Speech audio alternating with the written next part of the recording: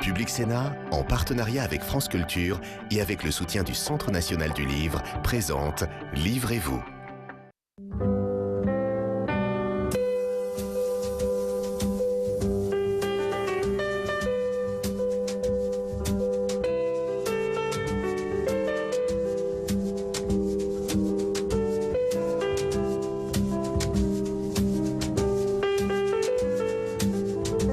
Bonjour et bienvenue dans Livrez-vous, l'émission littéraire de Public Sénat. Aujourd'hui, on va évoquer l'histoire dans son lien au présent, la manière dont la science historique, mais aussi le récit historique informe le présent, avec deux historiens. Et évidemment, je vous présente Emmanuel de Varesquiel. Bonjour, vous êtes historien, biographe, professeur à l'École pratique des hautes études, et on vous doit une œuvre importante sur la Révolution, l'Empire, le 19e siècle, mais ce n'est pas du tout pour cela que vous venez. Vous venez pour cet ouvrage, Tout est calme, seules les imaginations travaillent, un titre superbe aux éditions Taillandier. Pourquoi avoir décidé de nous livrer ces chroniques, qui sont des chroniques d'histoire, mais sur le présent?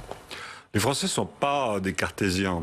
Ils sont habités d'imaginaire, de littérature, de mots, de discours. Et le titre renvoie à l'imaginaire des Français. Les imaginations travaillent. Par ailleurs, je l'ai trouvé écrit de façon un peu différente dans une lettre de préfet qui écrit à son ministre de l'Intérieur en 1821 et qui lui fait part de la réception de la nouvelle de la mort de Napoléon à l'île de Sainte-Hélène. Et il dit ça. Et j'ai trouvé que c'était une phrase qui correspondait assez bien à la situation que nous vivons aujourd'hui. Tout est calme, seules les imaginations travaillent. Et oui, parce que vous évoquez beaucoup la période contemporaine, cette pandémie et cette forme de calme étrange un peu que nous avons traversé, Emmanuel de Varesquiel. Ouais, j'adopte le point de vue de Sirius. J'essaye d'observer ou de donner une contribution à l'observation du monde tel qu'il va aujourd'hui, du point de vue de l'historien, du point de vue du passé, et de tisser à la fois des continuités et des discontinuités entre le passé et le présent. En tout cas, regarder le présent à la lumière du passé, pas le contraire. Essayer de ne pas me servir du passé comme d'une boîte à outils miraculeuse, ou d'un passé qui servirait à cirer les bottes du présent. Voilà. C'est pas le rôle de l'historien, c'est quelquefois le rôle de certains activistes ou certains hommes politiques qui utilisent l'histoire à des fins de discours qui relèvent de, je dirais, d'une démonstration ancrée dans le présent. Donc j'ai essayé de faire exactement le contraire. Mais je procède par bonds et gambades, comme dirait Montaigne, c'est-à-dire je passe d'un sujet à un autre. Ça relève un peu de la chronique et il y a quelque chose de très disparate dans ce livre. En face de vous, une autre historienne, Bénédicte Vergès-Chaignon. Bonjour. Bonjour. On vous doit, vous aussi, de nombreux ouvrages sur la période de la Seconde Guerre mondiale, mais là, c'est pour l'ouvrage d'un autre. C'est vraiment l'invité qu'on aurait tellement aimé inviter, Daniel Cordier, le second tome de ses mémoires. Daniel Cordier nous a quittés l'an dernier. Il faut tout d'abord que vous nous disiez qui était cet homme. Daniel Cordier, il est connu pour avoir été le secrétaire de Jean Moulin dans la Résistance en 1942-43.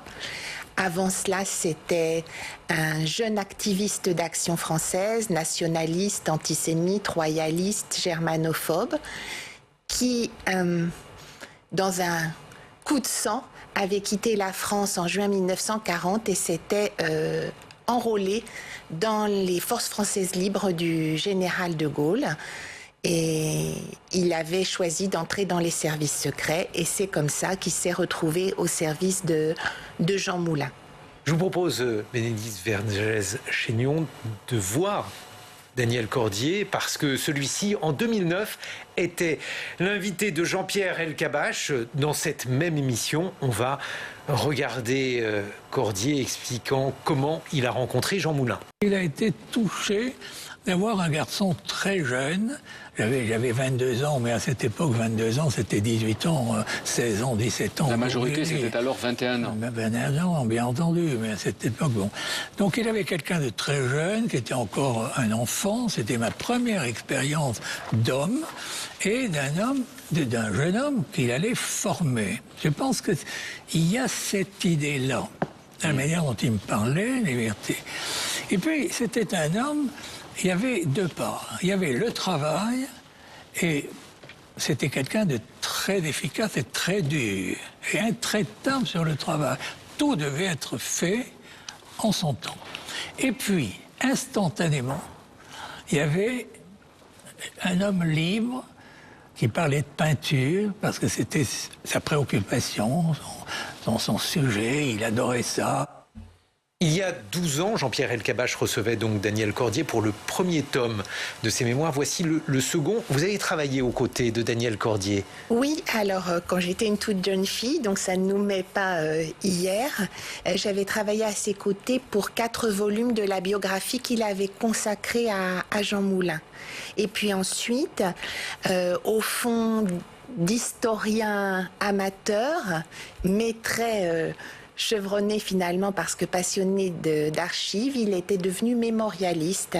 Et oui, parce qu'il s'était dit que finalement il fallait qu'il défende la mémoire de Moulin et que si personne ne voulait véritablement le faire, il fallait que lui le fasse. Oui, c'est à la fin des années 70, après 30 années où il s'était consacré entièrement à son métier de marchand d'art contemporain, il découvre avec effroi les attaques formulées contre Jean Moulin qui en font un crypto-communiste, voire un agent soviétique, et il décide de répondre, mais pas seulement en se fondant sur son témoignage, mais en se fondant sur les documents d'époque. Ça donnera, je ne sais même plus, 25 années de travail de bénédictin dans les archives avec la publication de cette monumentale biographie.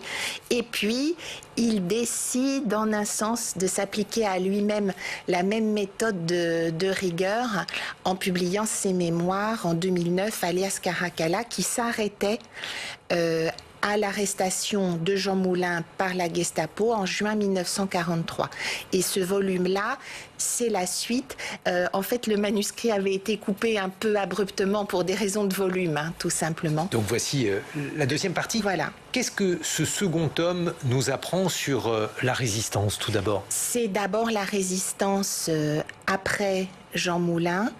Une résistance qui, à la fois, a franchi une première étape fondamentale avec la création de l'armée secrète, du Conseil de la Résistance, et en même temps, une résistance qui reste vraiment en péril, presque coupée de Londres et d'Alger pour des raisons matérielles, et qui reste une entité très fragile, vraiment à la merci de la répression à tout moment. Emmanuel de Varesquiel, lorsqu'il s'agit de grands noms comme par exemple Jean Moulin, la période de la Résistance, une période mythique, vous qui avez écrit sur l'Empire, sur Napoléon, comment l'historien appréhende-t-il ces noms qui peuvent intimider ? Les noms de la Résistance, je l'appréhende par rapport à une réinvention de la Résistance qui a été le lot des politiques dans l'après-guerre. La France entière a résisté. Je ne sais pas pourquoi je pense à cette nouvelle de Villiers de l'Isle-Adam qui s'appelle Vox Populi, Vox Dei. T'as un mendiant qui traîne devant le parvis de Notre-Dame et qui voit défiler des foules qui crient « Vive Louis-Philippe !» vive le prince-président, vive Napoléon III, vive Gambetta, vive MacMahon.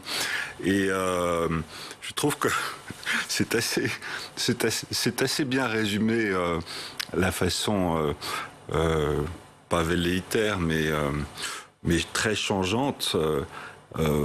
C'est pas le lot des Français d'ailleurs, que nous avons d'approuver et d'encourager des régimes qui se succèdent et qui ont, à chaque fois qu'ils naissent, une légitimité que les prédécesseurs n'ont plus.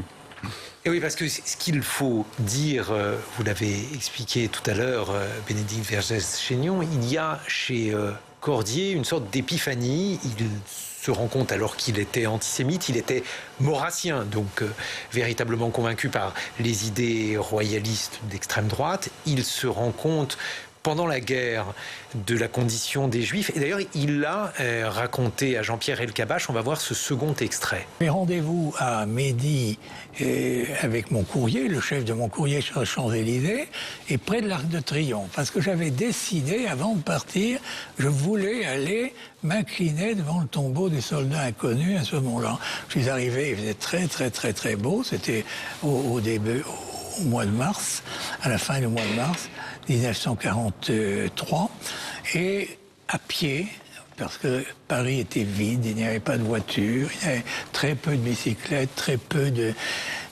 Transport.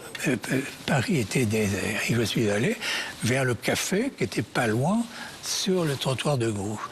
Et avant d'arriver à ce café, j'ai vu arriver un vieil homme, avec un jeune enfant. Et tous les deux avaient la croix, l'étoile jaune, cousue. D'abord, je n'en avais jamais vu. Ça vous paraîtra un mystère, j'avais lu dans les journaux en Angleterre, en France, etc. Mais voilà, enfin, ça vous paraîtra, Vous dites que vous avez eu honte. Ah oui, ça c'était terrible. Terrible. De voir c'était des innocents. Bénédicte Vergès-Chaignon, il y a donc une prise de conscience et un changement radical chez Daniel Cordier. Oui, la période de la guerre va être pour lui une révolution intime, en plus d'être un engagement très concret dans le combat clandestin, qui va le mener de convictions d'extrême droite à d'abord plus de convictions d'extrême droite et rien à la place, si ce n'est une adhésion totale à la personne du général de Gaulle. Et puis, après la guerre, il sera devenu un homme de gauche, je dirais, au fil de ses rencontres. Je ne sais pas, avec Sartre, par exemple, avec Stéphane Hessel, et aussi, c'est un peu paradoxal, avec Raymond Aron.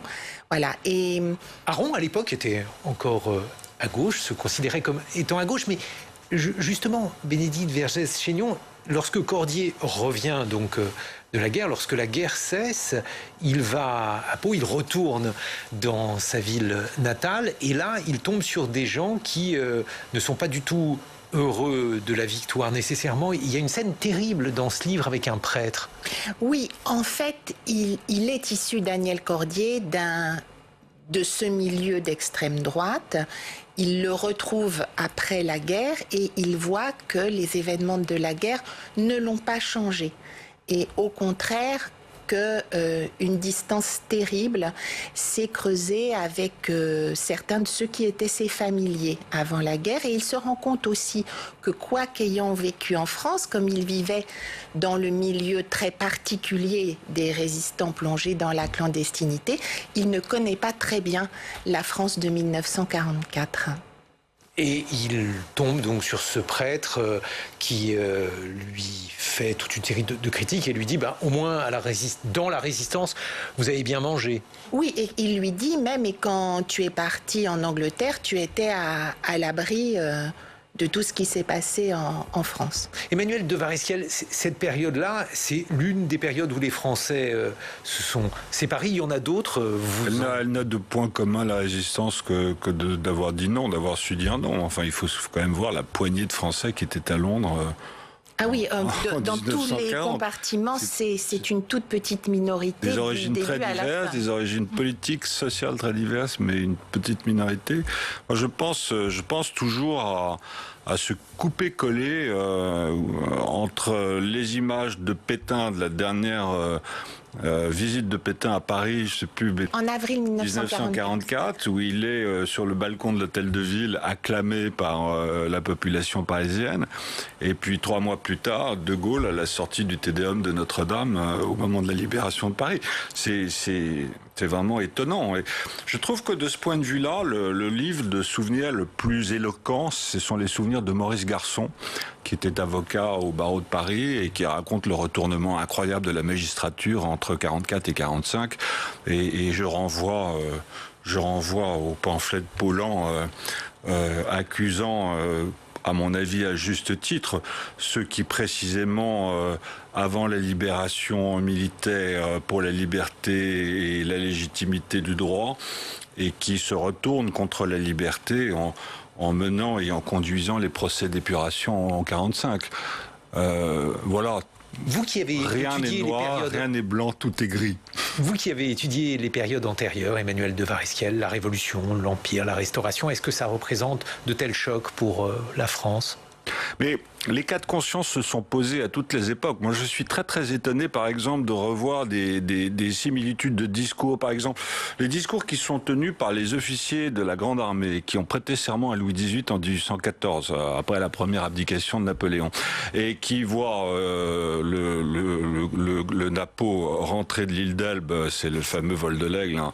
L'aigle avec les couleurs nationales flottera de clocher en clocher jusqu'au tour de Notre-Dame, et qui sont envoyés par le roi, à commencer par Ney, qui jure de ramener Napoléon dans une cage de fer pour arrêter Napoléon, et qui se pose véritablement, et qui le cas de savoir si ils vont décider ou pencher du côté de ce qu'ils appellent leurs souvenirs et leurs affections, ou du côté de leurs serments et de leurs devoirs. Et un général comme le général Thiébaut le raconte très bien dans ses mémoires.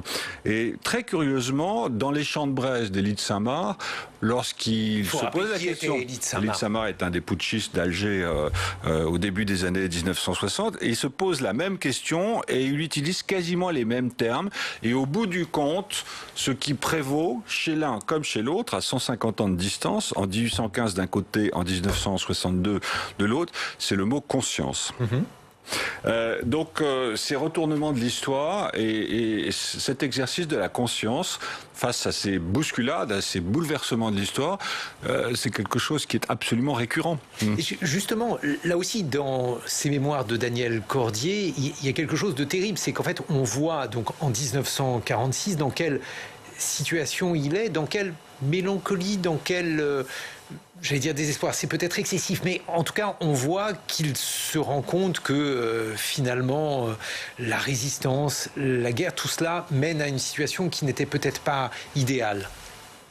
Oui, la victoire, celle pour laquelle il s'est engagé, c'est-à-dire la libération du territoire national et la participation de la France à la victoire contre l'Allemagne, ça c'est acquis. Et pourtant, eh bien, les rêves, ils sont toujours moins beaux que la réalité. Il faut dire que c'était une personnalité, Daniel Cordier, qui était toujours en proie au doute et à la mélancolie. Mais c'est vrai que chaque épisode est pour lui teinté de quelques regrets, et à commencer bien sûr par les plus poignants d'entre eux, c'est-à-dire la disparition de ses camarades proches de la résistance, à commencer par Jean Moulin. Une chose est certaine néanmoins, il n'a jamais eu le regret de son engagement de 1940. On voit dans votre ouvrage, Emmanuel de Varesquiel, dans ces différentes chroniques que vous consacrez au passé ou au présent en fonction du passé, vous dites que la France est un pays littéraire, que l'épisode de la Révolution est par exemple un épisode que les Français ont vécu notamment au travers de la littérature. Oui, Tocqueville le notait aussi au début de ses souvenirs pour la Révolution de 48. Il y a en chaque Français un homme de lettres. Et la Révolution est essentiellement une révolution de mots, pour commencer. Qui tient la parole et qui tient la tribune à la Convention nationale tient le pouvoir. Peut-être que si Robespierre avait pu prononcer son deuxième discours en Thermidor en 2, aurait-il survécu à cette défaite qui a été la sienne donc en juillet 1794. Je suis frappé de ça. Nous sommes très très sensibles aux mots, aux discours, pourvu que les mots disent ou que nous pensions que les mots disent une vérité. Alors nous sommes très très confiants vis-à-vis des mots, et nous sommes des êtres d'imaginaire. Je trouve que c'est très frappant. On le voit particulièrement à l'occasion des bouleversements et des révolutions, et Dieu sait qu'il en a existé en France. Elle traverse tout le 19e siècle. Et alors l'historien que vous êtes a une sorte de perçant. Votre fille, elle a 20 ans et elle vous permet de voir non seulement le monde moderne, mais aussi comment ce monde moderne perçoit l'histoire, les connaissances historiques qu'il développe. Ça donne quoi ? Oui, je raconte une discussion que j'avais eue avec ma fille à l'occasion de la commémoration donc de la fin de la Seconde Guerre mondiale du 8 mai 1945, et je lui pose la question de savoir si elle se souvient de cette date. J'ai affaire à un vaste silence de sa part, et lorsque je lui parle du 11 novembre, ça lui dit quelque chose. Donc voilà, la mémoire est volatile, elle est sélective, elle est subjective, elle relève aussi évidemment de l'éducation et de la connaissance, bien sûr, et nous avons de ce point de vue-là en France, je dirais, une position très ambiguë par rapport à ça. Au fond, la Révolution... Je reviens à la Révolution parce que pour moi c'est vraiment un moment fondateur de notre histoire contemporaine. La Révolution s'organise et trouve sa légitimité dans l'oubli du passé. C'est le grand discours du pasteur Rabot-Saint-Étienne, qui était un des députés du tiers-État à l'Assemblée nationale, et qui dit l'histoire n'est pas notre code, le passé n'est pas notre affaire. La Révolution, c'est la création d'un homme nouveau, d'un homme régénéré sur l'oubli du passé et jusqu'à l'oubli de la conscience que le citoyen nouveau avait de ce qu'on appelle très vite l'Ancien Régime, jusqu'aux vieilles lunes des croyances anciennes. Et au fond, la Révolution se construit sur des autodafés, sur la destruction des symboles et des signes de la royauté, de la féodalité et du catholicisme. On occupe un espace laïque nouveau, donc on invente un homme nouveau sur la damnatio memoriae, sur l'amnésie du passé.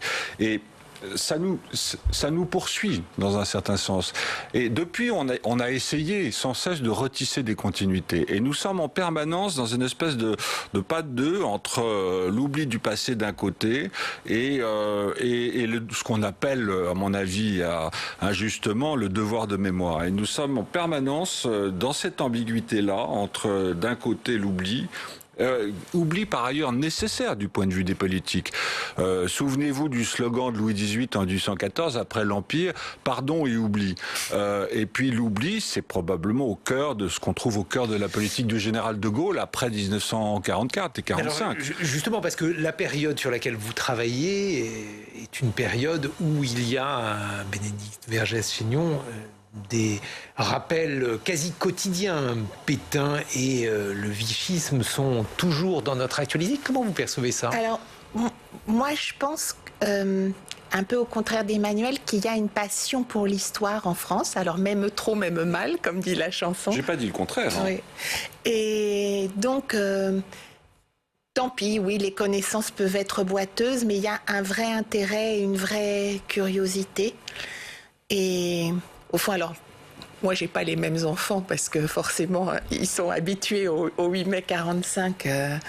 Voilà, et mais dans ces débats qui sont des débats récurrents sur le pétainisme en France, par exemple. Oui, eh bien, il y a, c'est vrai, beaucoup de références qui sont erronées, qui sont un peu à côté de la plaque. C'est certain qu'un peu plus de connaissances factuelles seraient les bienvenues, mais bon... Oui, ça reste au cœur du débat, effectivement. Après, moi, Daniel Cordier m'a formée avec un amour incroyable de la chronologie. C'est vrai que je pense que ce serait bien d'avoir des connaissances bien carrées. Et d'arrêter les analogies, Emmanuel de Varesquiel, parce que vous mettez en garde dans cet ouvrage sur les différentes analogies historiques que l'on peut faire. Ouais, j'appelle ça des anachronismes, ce que vous appelez analogie. Les contextes ne sont pas les mêmes, l'histoire ne se répète jamais, le passé est quelque chose d'absolument différent, étrange. On entre dans le passé en essayant d'oublier les fantômes de la nuit qui a précédé. On se réveille dans une autre chambre et dans un autre lit. On essaye précisément, dans notre tour d'ivoire d'historien, de se débarrasser du contexte dans lequel on vit, parce qu'on va rentrer dans un contexte qui n'a absolument plus rien à voir avec celui du présent. Et pour éviter ces fameux anachronismes, même si évidemment on entre dans le passé avec une sensibilité, avec une histoire qui nous est personnelle, avec un questionnement qui nous est personnel, et c'est en cela que l'histoire se renouvelle sans cesse. Mais l'histoire, c'est de la complexité, c'est de l'analyse critique, c'est de la compréhension, c'est de l'intelligence, si j'ose dire, alors que la mémoire, on faisait la comparaison entre les deux, c'est de la subjectivité, c'est de la haine ou c'est de l'amour. Enfin, c'est quelque chose de très injuste, la mémoire, par rapport à l'histoire. Et en même temps, le champ de la mémoire entre dans le travail de l'historien, parce que l'histoire se transforme en permanence en fonction des contextes et des situations, ne serait-ce que dans l'écriture de l'histoire. Les discours qui disent le vrai de l'histoire ne sont pas évidemment la vérité historique. Les mémoires historiques, par exemple, qui sont écrits 20 ou 30 ans après les événements qu'ils relatent, sont toujours des écritures de recomposition de soi par rapport à un événement. Voilà un exemple de recomposition de soi avec de très beaux passages. La victoire en pleurant, alias Caracalla, donc le second tome des mémoires de Daniel Cordier avec votre préface, Bénédicte Vergès-Chaignon. C'est aux éditions Gallimard. Et puis Emmanuel de Varesquiel, tout est calme, seules les imaginations travaillent. Si vous voulez lire le beau récit qu'un historien fait de notre présent, et c'est aux éditions Taillandier. À très bientôt sur Public Sénat.